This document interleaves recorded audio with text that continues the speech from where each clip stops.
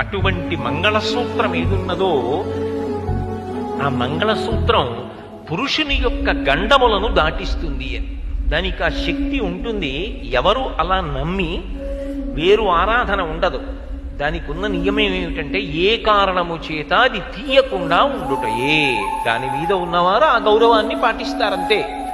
యజ్ఞోపవీతాన్ని పురుషుడు ఎలా తీయడో సువాసిని ఏ కారణానికి మంగళసూత్రాన్ని తీయరు. సంవత్సరంలో దానికి ప్రత్యేకంగా ఒక తిథిని నిర్ణయం చేశారు.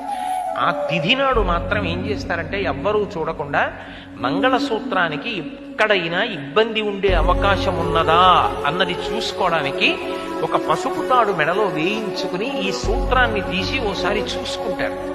ఎక్కడైనా అకస్మాత్తుగా ఏదైనా ఇబ్బంది ఏర్పడే అవకాశం ఉన్నదా చూసుకుని ఆ తిథి నాడు దానికి ఏమైనా మరమ్మత్తు చేయించవలసి ఉంటే ఇస్తారు. ఒకప్పుడు